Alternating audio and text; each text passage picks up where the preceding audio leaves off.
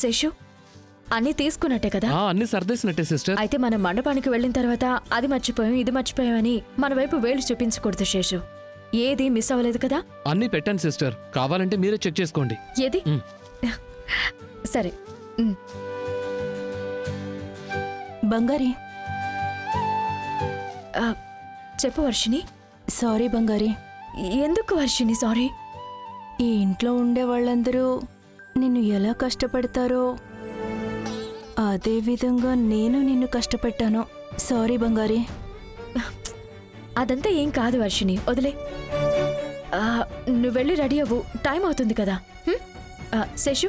లేదు బంగారి, ఇందాక నీ కథ విన్నప్పుడు మనసుకి ఎంత కష్టంగా అనిపించిందో తెలుసా?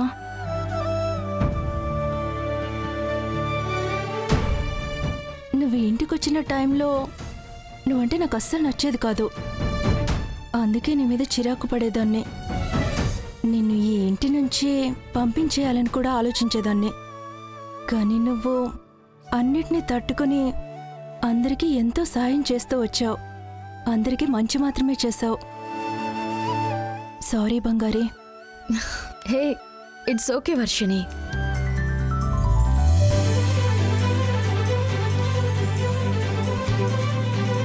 నువ్వన్నట్టు లైఫ్లో ఎలాంటి కష్టమో చూడకుండా పెరిగాను. అందుకనే ఏమో నిన్ను అర్థం చేసుకోలేకపోయాను బంగారి. ఇక మీదట నా వల్ల నీకు ఎలాంటి ఇబ్బంది రాదు. సరే, నువ్వు వెళ్ళి రెడీ అవ్వు. సిస్టర్, నిజంగా మీరు గ్రేట్. నా లైఫ్లో మీలాంటి అమ్మాయిని అసలు చూడనే లేదు. ఏ, మన జాన్సమ్ ఉన్నారు కదా, ఆవిడకంటే నేను కష్టపడ్డానా ఏంటి? ఝాన్సీ అమ్మ ఉన్నారు, కానీ నేను చిన్న వయసులో ఉండగానే ఆవిడ చాలా పెద్ద పొజిషన్కి వెళ్ళిపోయారు. కాబట్టి ఆవిడ కష్టపడింది నేను చూడలేదు. మీరు నిజంగా గ్రేట్ సిస్టర్. అలాంటిదేం లేదు శేషు. కుటుంబంలో ఒక సమస్య వచ్చినప్పుడు అందరూ మామూలుగా ఏం చేస్తారో నేను అదే చేశాను. మన కుటుంబాన్ని వదిలేసి వెళ్ళిపోలేం కదా.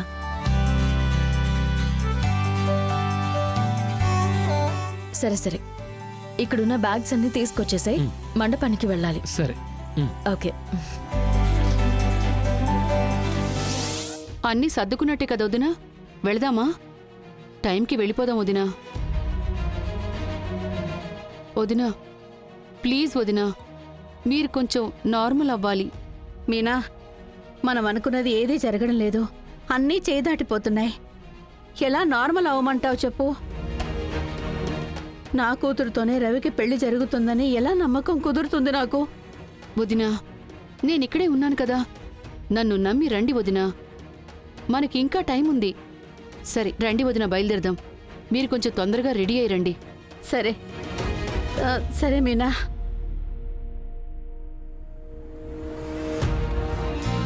ఇదిగోండి, ఇది వేసుకోండి.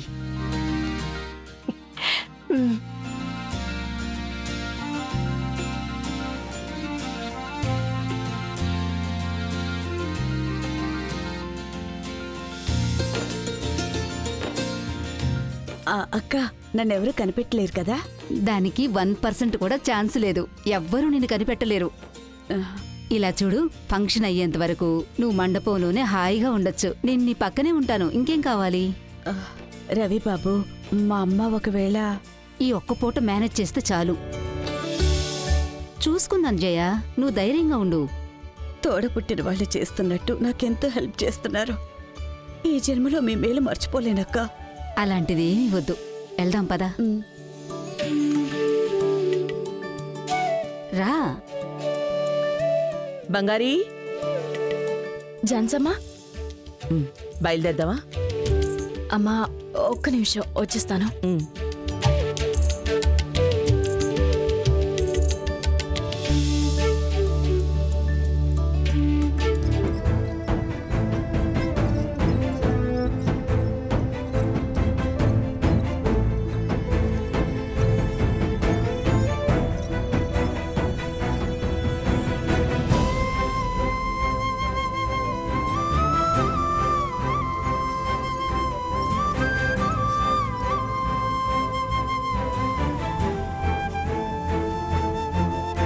సార్ కూడా కొడుకు పెళ్లి చూడాలి కదమ్మా.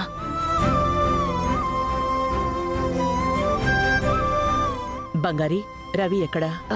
రవి సార్ రెడీ అవుతున్నారమ్మా. ఆయన, కేడి, శేషు అందరూ రెడీ అయి వచ్చేస్తారు. నేను వాళ్ళతో పాటే వస్తాను. సరే. మీనా, అన్నీ తీసుకున్నట్టే కదా? అంతా రెడీయే కదా? బయలుదేరదామా? ఆ, బయలుదేరదాం అత్తయ్య. సరే.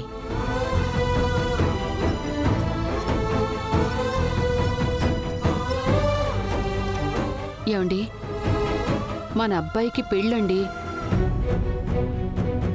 నేను కూడా మిమ్మల్ని మర్చిపోయి బయలుదేరేశానండి.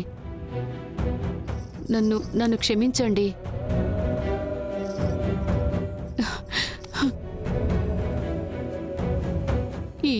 ఈ పెళ్లిలోనైనా మీరు మళ్ళీ మామూలు మనిషి అయితే బావుండండి.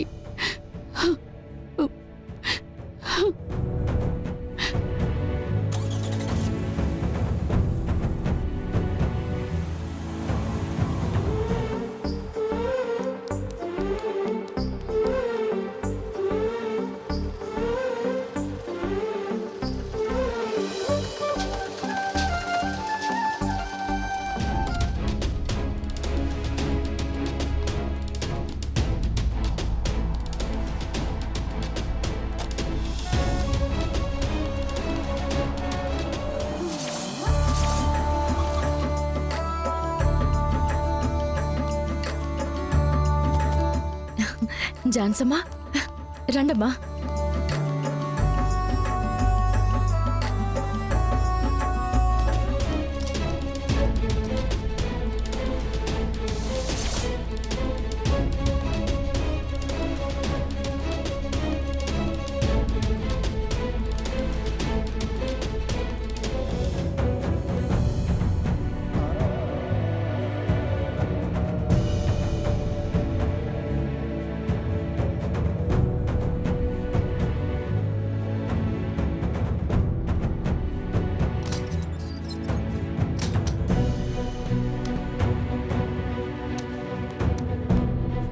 బుల్లబ్బాయ్, ఏంటి నువ్వు ఇక్కడే ఉండిపోయావు? ఏం లేదు, ఊరికే అలా. 2 రోజులు మనం ఇక్కడే కదా పనిచేయాలి. సామాన్లన్నీ దించాలి కదా. రా బుల్లబ్బాయ్. అలాగే. పద వెళ్దాం. తీసుకో.